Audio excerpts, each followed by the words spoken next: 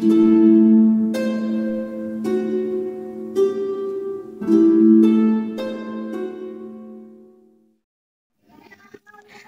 tanggal 2 September 1945, dilaksanakan upacara penyerahan Jepang kepada Sekutu. Jepang menyerah pada Sekutu pada tanggal 15 Agustus 1945. Pada waktu itu, Kaisar Hirohito sendiri yang mengumumkan pernyataan menyerah kepada Sekutu, yakni dengan menerima deklarasi bersama negara-negara Sekutu yang termuat dalam deklarasi Potsdam. Lalu, Kaisar Hirohito berpidato mengaku kalah dan menyerah kepada Sekutu karena bom Hiroshima dan Nagasaki. Kepada subjek kita yang baik dan setia, setelah merenungkan secara mendalam tren umum dunia dan kondisi aktual yang terjadi di kekaisaran kita saat ini, kami telah memutuskan untuk melakukan penyelesaian situasi saat ini dengan menggunakan tindakan luar biasa. Kami telah memerintahkan pemerintahan kami untuk menyampaikan kepada pemerintahan Amerika Serikat, Inggris Raya, Cina, dan Uni Soviet bahwa kerajaan kami menerima ketentuan deklarasi bersama mereka. Berjuang untuk kemakmuran dan kebahagiaan bersama semua bangsa serta keamanan dan kesejahteraan rakyat kita adalah kewajiban serius yang telah diwariskan oleh leluhur kekaisaran kita dan yang terletak dekat di hati kita. Memang, kami menyatakan perang terhadap Amerika dan Inggris karena keinginan tulus kami untuk memastikan pertahanan diri Jepang dan stabilitas Asia Timur, jauh dari pemikiran kami untuk melanggar kedaulatan negara lain atau untuk memulai pembesaran teritorial. Tapi sekarang perang telah berlangsung selama hampir 4 tahun. Terlepas dari yang terbaik yang telah dilakukan oleh semua orang, pertempuran gagah berani dari angkatan bersenjata dan angkatan laut, ketekunan para pelayan negara kita, dan pengabdian setia dari 100 juta orang kita, situasi perang telah berkembang tidak tentu untuk keuntungan Jepang. Sementara tren umum dunia semuanya berbalik melawan minatnya. Selain itu, musuh telah mulai menggunakan bom baru dan paling kejam yang kekuatannya untuk menimbulkan kerusakan memang tak terhitung, memakan korban banyak nyawa tak berdosa. Jika kita terus berperang, tidak hanya akan mengakibatkan kehancuran total dan pemusnahan bangsa Jepang, tetapi juga akan menyebabkan kepunahan total peradaban manusia. Pada 14 Agustus 1945, sekitar pukul 13, Sultan Syahrir sedang berada di ruang kerja. Dia sedang menulis sesuatu dan mendengarkan radio. Berita kekalahan Jepang dari Sekutu tidak seketika tersiar ke berbagai negara. Namun, berita soal ini diketahui salah satu tokoh pada masa itu, Sultan Syahrir.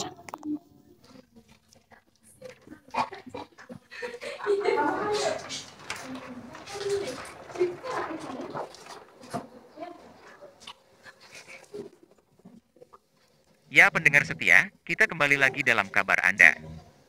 Berita utama, Jepang telah menyerah tanpa syarat kepada Sekutu. Apakah benar yang barusan saya dengar? Saya harus memberitahu Bung Karno dan Bung Hatta.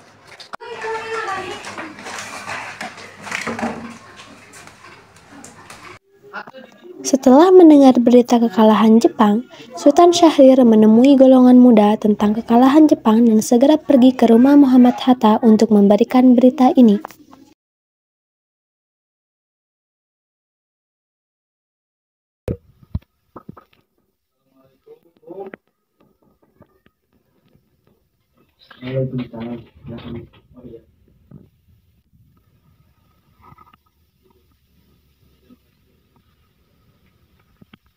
Bung Hatta, bagaimana soal kemerdekaan kita? Bukankah kemerdekaan sudah diserahkan oleh PPKI? Tetapi menurut saya, bukankah lebih baik kemerdekaan segera dilaksanakan tanpa melalui PPKI? Apa maksud Bung Syahrir berkata seperti itu? PPKI adalah bentukan Jepang. Jika kita merdeka melalui PPKI, Sekutu akan menganggap Indonesia buatan Jepang. Sebaiknya kita segera memproklamasikan kemerdekaan kita atas nama bangsa Indonesia selagi kita dalam masa vacuum of power. Vacuum of power. Saya mendengar dari radio bahwa Jepang telah menyerah kepada Sekutu. Jadi ini adalah kesempatan yang baik untuk kita memproklamasikan kemerdekaan sebelum Sekutu datang. Saya setuju, tapi apakah Bung Karno sependapat dengan kita? Bagaimana kalau kita hubungi Bung Karno terlebih dahulu? Ide bagus. Sultan Syahrir dan Bung Hatta menemukan Soekarno di rumahnya untuk memberitahu tentang kekalahan Jepang. Syahrir mendesak untuk mempercepat proklamasi, tetapi Bung Karno menolak. Assalamualaikum, Bung. Tunggu sebentar.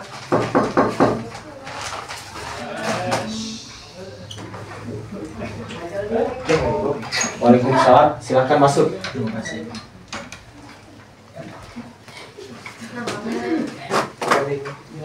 Silakan duduk. Terima kasih. Ada apa datang kemari? Ada masalah apa? Ada yang ingin Syahrir sampaikan, Bu. Ada sampaikan apa, Syahrir? Saya mendapat kabar bahwa Jepang telah menyerah kepada sekutu. Bagaimana jika kesempatan ini kita gunakan untuk memproklamasikan kemerdekaan supaya bangsa Indonesia bisa terbebas dari jajahan asing? Saya tidak berhak bertindak sendiri. Itu adalah hak PPKI. Alangkah janggal bila saya mengucapkan kemerdekaan kepada PPKI yang saya ketuai. Maafkan saya, Syahrir. Kita tidak boleh bertindak segegabah itu. Baiklah. Mari, Bu. silakan.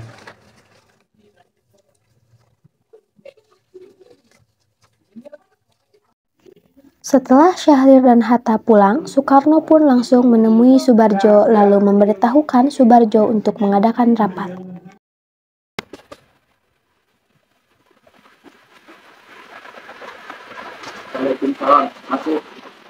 Baiklah, terima kasih atas apa yang telah Anda lakukan. Maaf mengganggu istirahatmu, apakah boleh besok melaksanakan acara rapat? Bisa, Bung. Tenang saja. Saya akan menyiapkan dan mengajak yang lain. Syukurlah, terima kasih Bung Barjo atas apa yang telah dilakukan kepada aku. Sama-sama, tidak apa-apa, Bung. Setelah usahanya mendesak golongan tua gagal, para pemuda lalu melaksanakan pertemuan di asrama Baperpi di Jalan Cikini 71. Mereka lalu sepakat untuk membawa Soekarno-Hatta ke Rengas Dengklok. Saudara-saudara, sudah kita ketahui bahwa Bung Karno menolak untuk segera melaksanakan proklamasi. Lalu apa yang harus kita lakukan? Kita bawa saja Bung Karno dan Bung Hatta, lalu kita desak mereka agar segera melaksanakan proklamasi. Bawa! Ya, kita bawa keduanya ke suatu tempat dan kita bujuk mereka. Itu benar, dengan begitu Jepang tidak akan bisa mempengaruhi mereka. Tapi kemana kita akan bisa membawanya? Rengas Dengklok, di sana merupakan markas peta. Keamanan mereka pasti terjaga. Rengas Dengklok itu luas. Lalu di mana kita akan membawa keduanya? Saya akan menemui langsung Sudarso Subeno untuk hal ini. Assalamualaikum. Waalaikumsalam. Ada apa, Darwis? Silakan duduk.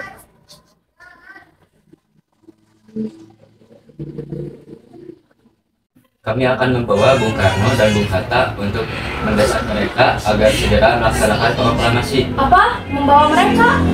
Ya, dan kami sepakat untuk membawa mereka ke Rengas Dengklok. Bisakah kau memberikan keamanan kepada kami dan mencarikan kami tempat untuk menyembunyikan Bung Karno dan Bung Hatta? Tentu, saya akan mengamankan Anda semua. Untuk tempat, nanti kita pakai rumah Geokesong. Baiklah, terima kasih Subeno. Sama-sama.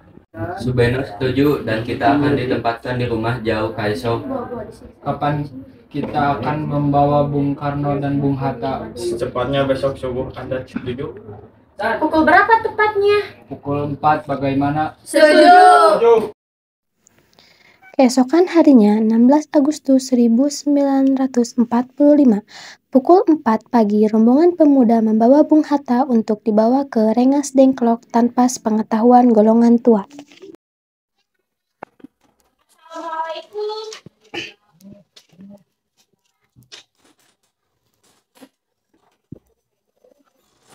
Waalaikumsalam. Mari Bung Hatta harus ikut kami. Akan dibawa kemana aku ini lagi pula? Mengapa kita harus pergi? Rengas Dengklok ini sudah menjadi keputusan para pemuda. Selain itu, rakyat akan menyerbu kota ini, Bu. Apa yang Anda bicarakan? Jika itu benar, maka kita tidak akan bisa melawan karena tentara Jepang di Jawa masih utuh. Ini sudah jadi kesepakatan kami Bung, dan Anda harus tetap ikut kami ke Rengas Dengklok. Ini demi kebaikan Anda, Bung. Ayolah Bung, waktumu hampir habis. Saya tidak mau.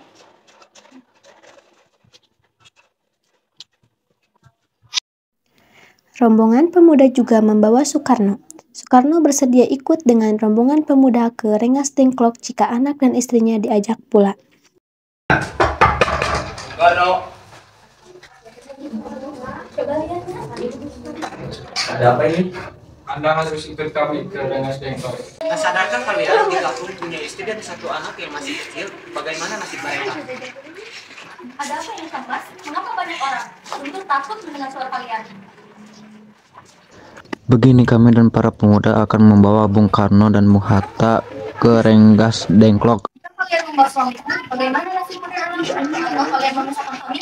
Tapi kami sudah sepakat mau tidak mau Bung Karno harus ikut atau kami akan melakukan cara lain. Jika kalian ingin bawa juga anak gadis itu, bagaimana nasib mereka yang tidak bawa, maka aku tidak akan ikut.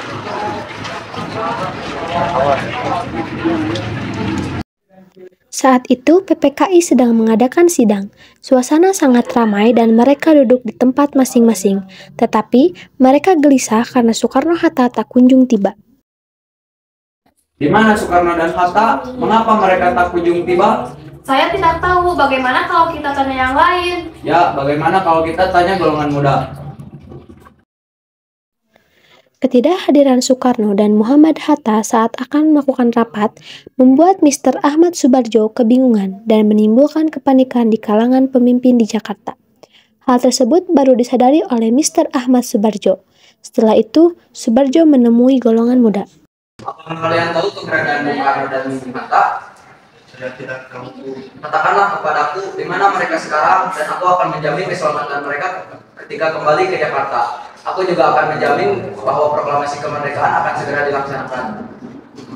Baiklah, kami akan menunjukkan Setelah mereka membawa Soekarno dan Hatta ke Rengas Dengklok, lalu mereka bertemu.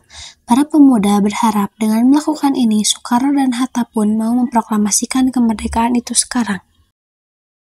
Dan kalian membawa aku dan Hatta kemari. Ya, apa mau kalian sehingga kalian membawa kami ke sini? kami Hatta untuk memproklamasikan kemerdekaan sementara Jepang. Jepang sudah mengira bahwa ini adalah saat yang tepat.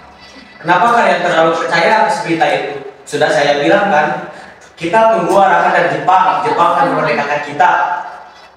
Tapi Bu, kami para pemuda ingin merdeka atas diri saya sendiri, bukan hadiah dari Jepang. Itu benar, Bu. Jika kita merdeka atas hadiah Jepang, itu artinya kita bentukan Jepang, kita bisa saja dijajah oleh Jepang lain. Setelah diketahui keberadaannya, Soebardjo langsung membujuk agar Soekarno dan Hatta dikembalikan. Didampingi Yusuf Kunto Soebardjo, menjemput Soekarno, Hatta dan tiba di Rengas Dengklok pada sore hari.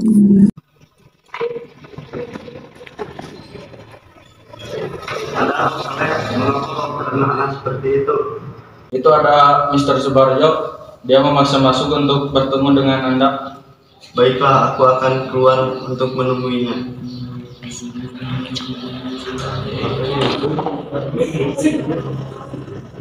Wikana, bisakah kau menemui Bung Karno dan Bung Hatta? Untuk apa Anda ingin bertemu dengan mereka, Bung? Rapat PPKI batal karena mereka tidak ada dan saya kemari untuk menjemput mereka. Tidak bisa, Anda tidak berhak untuk bawa mereka. Kenapa, Bung? Karena kami para pemuda ingin mendesak mereka untuk segera memproklamasikan kemerdekaan. Baiklah, kalau begitu izinkan saya masuk untuk menemui mereka. Mari.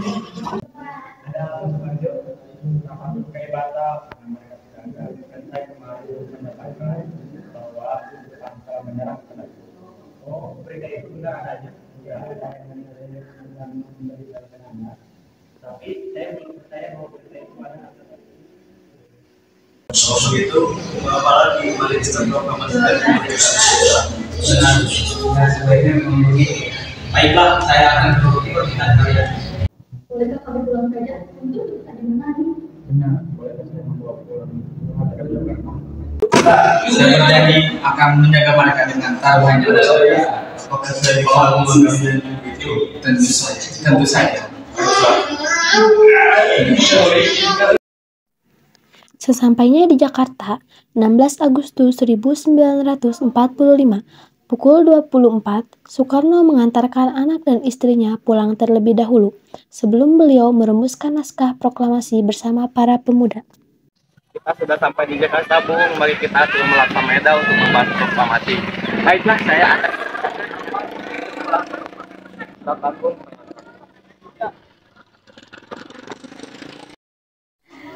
17 Agustus 1945 dini hari, setelah sampai di rumah Laksamana Maeda yang terletak di Jalan Imam Bonjol nomor 1, Bung Karno pergi menemui Nishimura agar merubah status dan keadaan di Indonesia. Namun, Nishimura tidak mau, sehingga Bung Karno kembali ke rumah Laksamana Maeda.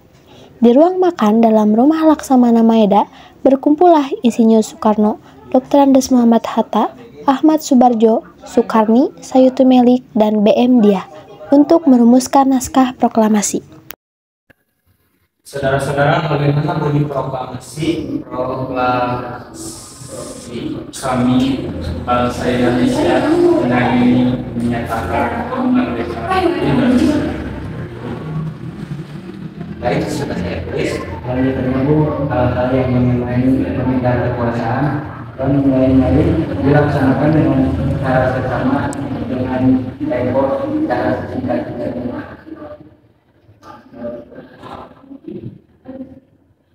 Jakarta 17/8/45.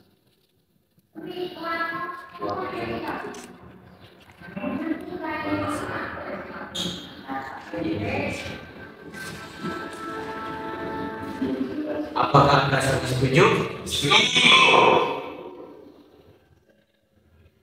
Siapa yang akan menandatangani naskah ini? Bagaimana kalau kita semua yang ada di sini menandatangani semua? Saya rasa terlalu banyak, lebih baik Bung Karno dan Bung Hatta yang menandatangani naskah atas nama bangsa Indonesia. Tapi kalau ketik naskah ini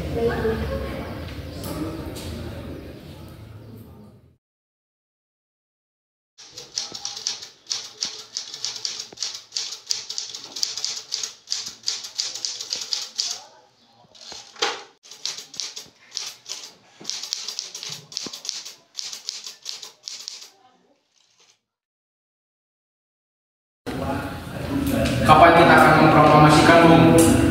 Menurut saya, tanggal 17 Agustus adalah tanggal baik, sebagaimana Al-Quran diturunkan pada tanggal 17. Selain itu, dalam sehari semalam, orang Islam sholat sebanyak 17 kali. Bagaimana kalau hari ini, Jumat, lagi tanggal 17 Agustus? Apakah kalian setuju? Setuju! Pukul berapakah kita akan melaksanakannya? Pukul 10, bagaimana? Setuju! Saya akan menyuruh Fatmawati untuk menjahit bendera merah putih dan siapkan tiangnya. apakah aman atau tidak? Saya kira aman.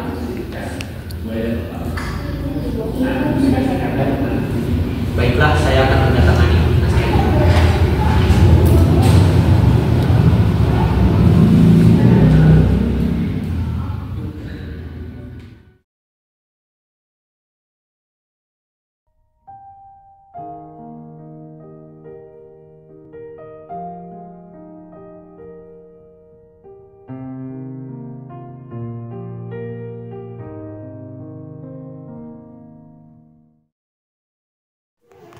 Ada 3 perubahan redaksi atas teks proklamasi, yaitu A. Kata tempo diganti dengan kata tempo.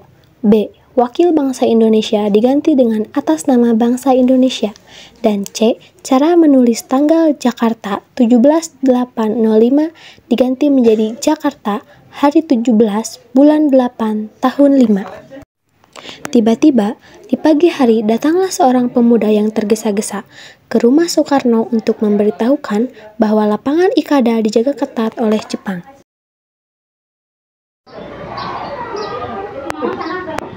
Assalamualaikum, Bung, buka pintunya.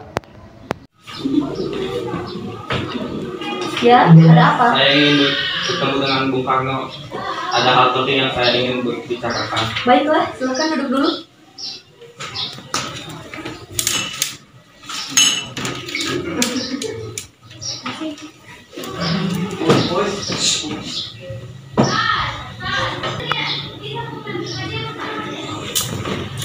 Baiklah, Kenapa kalian kemari? Lapangan Ikadar dijaga ketat oleh tentara Jepang. Kita harus memindahkan tempat reklamasi. Bagaimana kalau di rumah? Baiklah, saya akan memberitahu yang lainnya. Jumat pagi pukul 10, semua orang telah berkumpul di halaman depan rumah Insinyur Soekarno di Jalan Pegangsaan Timur nomor 56 Jakarta untuk mendengarkan pelaksanaan proklamasi. Bung Karno dan Bung Hatta keluar ke serambi depan rumah diikuti Ibu Fatmawati. Bung Karno mendekati mikrofon sebelum membacakan proklamasi dan mengucapkan pidato pendahuluan.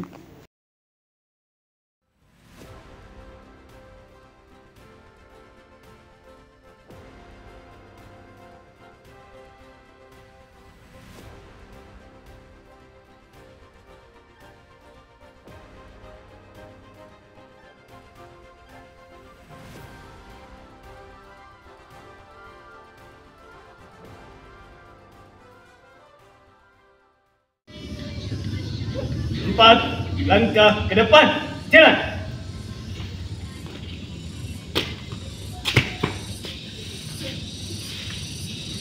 Satu langkah ke depan, jalan.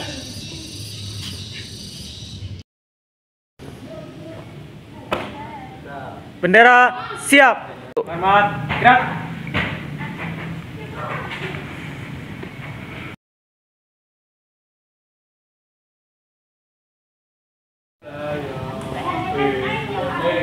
Jaya merdeka, merdeka, tanahku negeriku yang bersih. Indonesia Raya merdeka, merdeka, hiduplah Indonesia Raya. Indonesia Raya merdeka, merdeka, tanahku negeriku yang tercinta. Indonesia Raya merdeka, merdeka, hiduplah Indonesia Raya.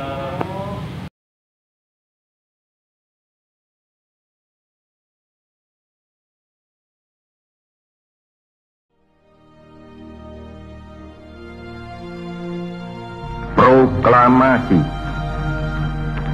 Kami, bangsa Indonesia, dengan ini menyatakan kemerdekaan Indonesia.